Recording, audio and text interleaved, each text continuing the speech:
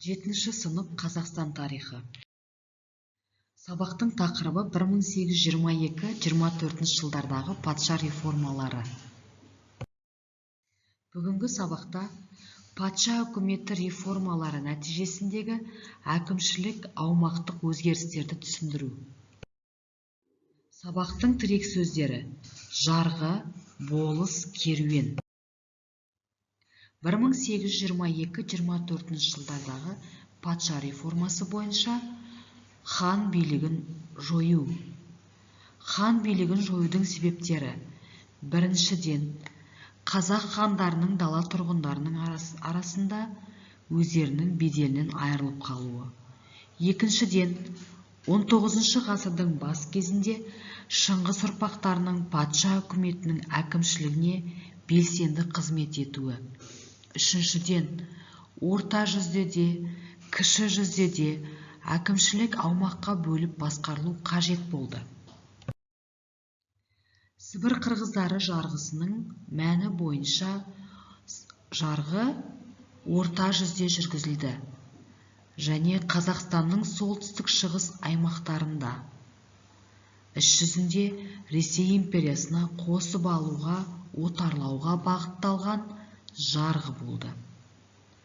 Жарғының авторы Батыс Сібір генерал-губернаторы Сперанский.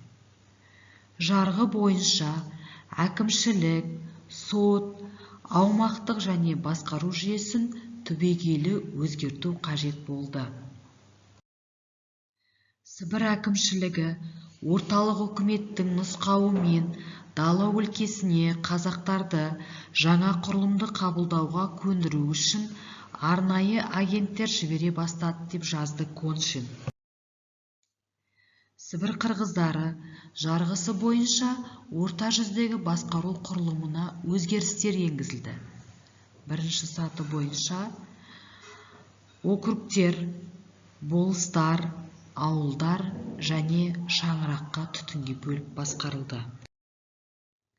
Басқарудың жаңа жүйесін енгізу: округтерді аға сұлтандар басқарды, болыстарды болыстар басқарды, ауылды ауыл старшындары басқарды. Әр округте аға сұлтан басқаратын округтік приказ құрылды. Оның құрамына Омбы облыстық басқарма бастығы тағайындайтын ресейлік 2 заседатель және сайланып қойылатын құрметті қазақ қатысуға тиісті болды. Жарғы бойынша билік өкілдері 3 жылға сайланды. Биліктің ауысуы жоғарыдан төмен қарай жүргізілді. Аға сұлтандар 3 жылға, ал олардың заседательдері 2 жылға сайланатын болды. Округтік приказдардың негізгі міндеттері: халықтың қауіпсіздігін қамтамасыз ету, тұрмыстық жағдайлар мен шаруашылық жұмыстарды жақсарту, озбырлыққа жол бермеу, сауда керуенін бақылау, алым-салық жинау, сот ісімен айналысу, егін шаруашылығын дамыту, қарақшылық, барымта, үкімет билігіне бағынбауға тыйым салу. 1824 жылғы Орынбор жарғысы бойынша ол кіші жүзде жүргізілді. 1822 жылы Орынбор қырғыздарының жарғысының жоспары бекітілді. Түпкілікті түрде 1 Александр 1824 жылы жарғыны бекітті. Кіші жүздегі әкімшілік реформа бойынша 3-ке бөліп басқарылды. 3 бөлікке: батыс бөлік, орта бөлік, шығыс бөлік. 1822-24 жылдардағы жарғыларды енгізудің салдары: біріншіден, кіші жүз бен орта жүз қазақтары өздерінің тәуелсіздіктерінен айырылды. Екіншіден, жарғы бойынша көші-қон шеңбері тарылды, еркін көшу бостандығы мүмкін болмай қалды, салықтың қатаң белгіленген мөлшері бекітілді. Тапсырма: Сібір жарғысы мен Орынбор жарғысына қатысты сөздерді екі бағанға тізіп жазу қажетсіздер. Округ, болыс, ауыл, аға сұлтандар сияқты тірек сөздер берілген. Жауабы: 1822 жылғы Сібір қырғыздары жарғысына қатысты сөздер: округ, болыс, ауыл, аға сұлтандар, старшындар. 1824 жылғы Орынбор жарғысы бойынша батыс бөлік, орта бөлік, шығыс бөлік, басқарушы сұлтандар, ауыл старшындары сайлау жүйесі.